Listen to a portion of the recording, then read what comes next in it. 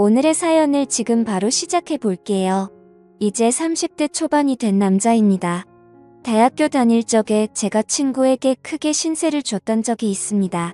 그런데 그 친구의 어머니와 그런 일이 생길 줄도 몰랐고 상상조차 해본 적이 없습니다. 제가 집이 지방이다 못해 아주 깡촌이었습니다. 학생들도 몇 명 없었긴 하지만 그래도 선생님들이 너는 꼭 공부 열심히 해서 서울에 있는 대학을 가야 한다 이런 이야기를 해주곤 했습니다.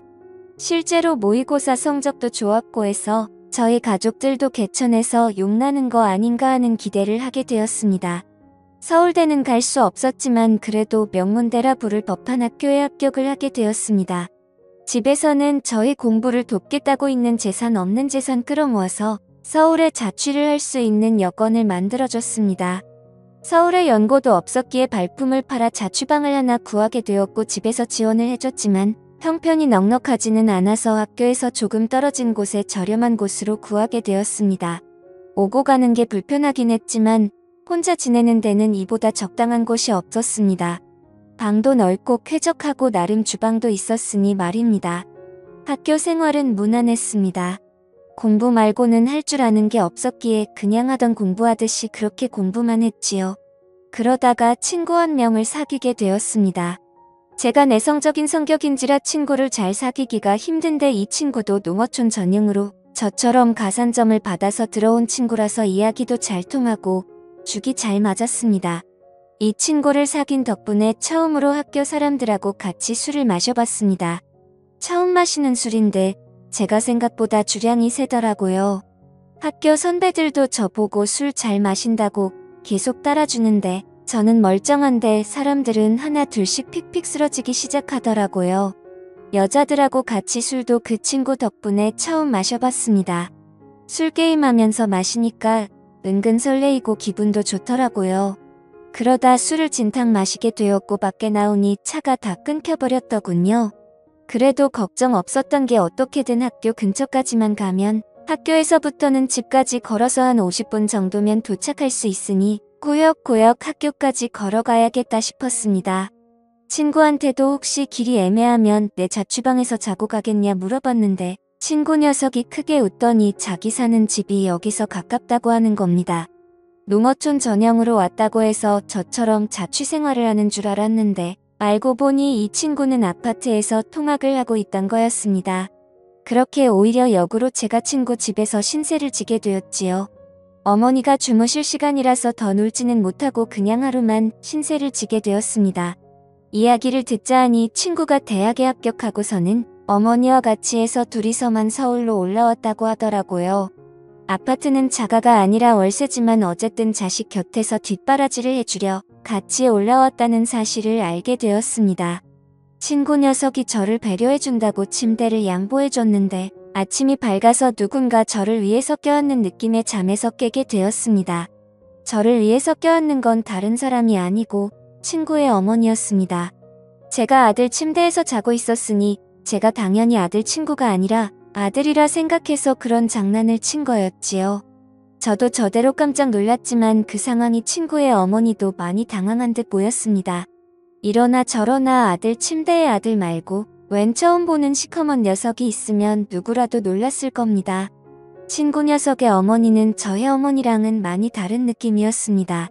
나이도 훨씬 젊어 보였고 아줌마라는 느낌이 전혀 들지 않았습니다.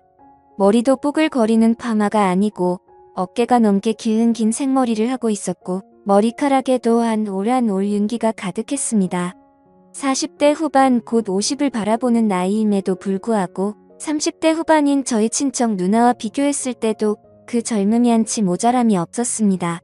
오히려 그 나이에 대해 여자들만 풍길 수 있는 매력과 나이로는 보이지 않던 동안의 외모 때문인가 제 눈에는 그 점이 더 여성스럽고 매력적으로 느껴졌지요. 친구의 어머니는 자기 아들을 끔찍히 챙기는 사람이었습니다. 그러니 서울까지 따라와서 한 집에 살고 있었겠지요. 20대 초반에 친구를 가졌고 친구가 어릴 적에 친구 아버지가 돌아가시면서 당시 젊은 여자 혼자 몸으로 아들을 키워냈으니 얼마나 애지중지하면서 키웠을지 안 봐도 예상이 갔습니다. 아무튼 아침에 말 못할 해프닝이 있기는 했지만 친구 어머니 말로는 이 친구가 고향에 있을 때부터 서울 올라오고부터 친구를 집에 데려오는 건 제가 처음이라고 하더군요. 그리고 친구 어머니도 저를 엄청 좋게 봐주셨고요. 학교에서도 더 가깝다 보니 대학교 수업을 마치면 친구 집으로 가는 일이 더 잦아졌습니다.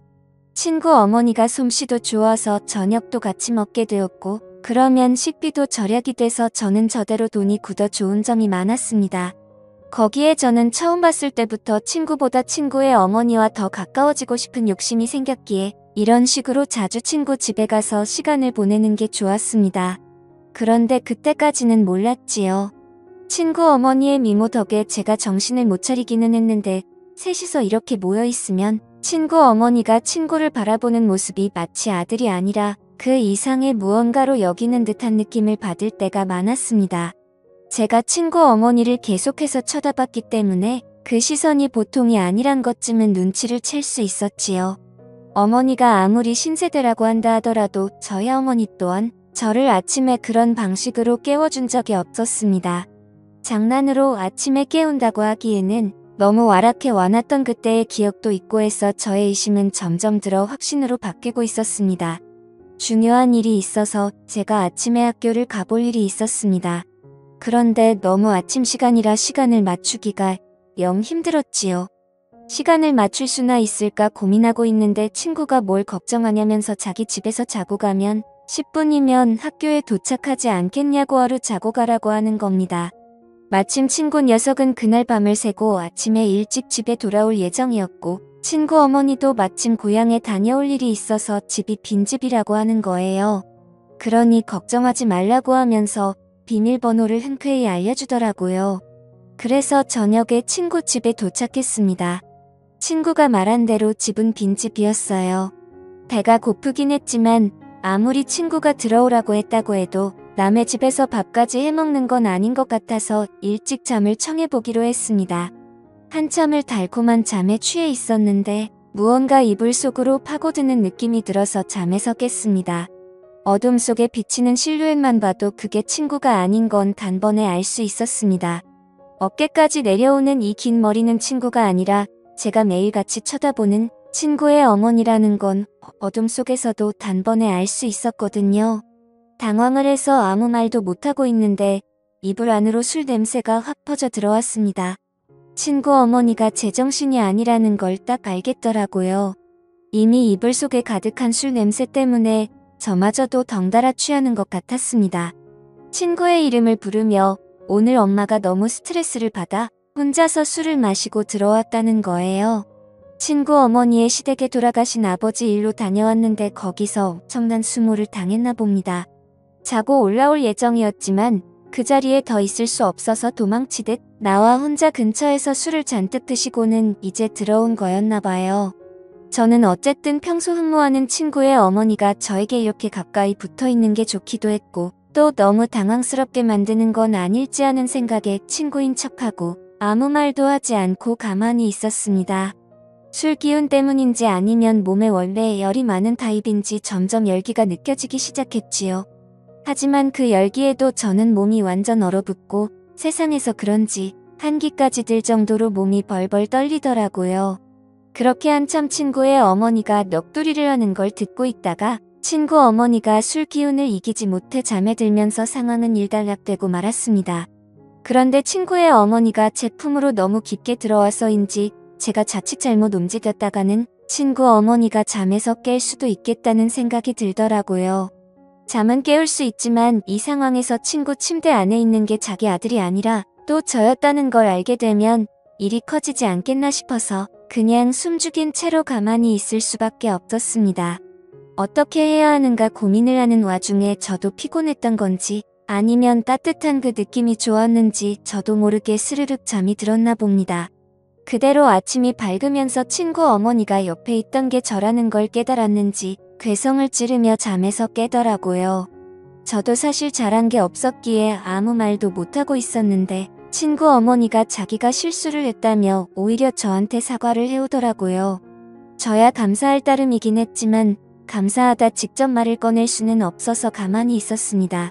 친구 어머니는 자기가 집에 들어왔던 건 비밀로 해달라고 하더라고요. 둘이 무슨 일이 있는 걸 친구가 의심한 것보다 아버지 문제로 고향에 다녀왔는데 그냥 집에 올라온 걸 알면 친구가 싫어할 것이라 생각했나 봅니다. 그 뒤로도 친구와는 별 문제 없이 지냈고 친구 어머니도 그날 일은 티를 내지 않으며 평범하게 잘 지냈습니다. 오히려 제가 친구와 친구 어머니가 동시에 있는 자리에서 제가 스스로 불편해하면서 티를 냈던 것 같네요. 그렇게 대학 생활을 보내고 있던 와중이었는데 집안 경제적인 문제로 더 이상 제 학비와 자취비를 지원해주기 힘든 지경에 이르게 되었습니다.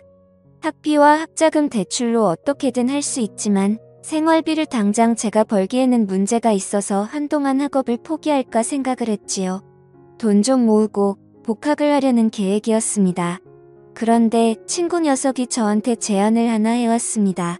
안 그래도 친구가 군입대를 앞두고 있는데 자기도 엄마 혼자 집에 두기에는 마음이 쓰인다고요.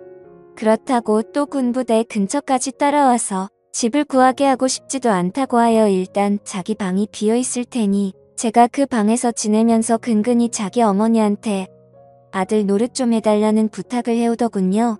그래서 일단 염치불구하고 친구가 군대 가는 날까지는 셋이서 한 집에서 지내게 되었습니다. 친구 어머니도 저를 반겨주셨고 그날 일은 비밀로 하고 있었으니 직접 키를 내지는 않으셨지요. 친구가 입대할 때도 셋이서 같이 논산을 다녀왔습니다.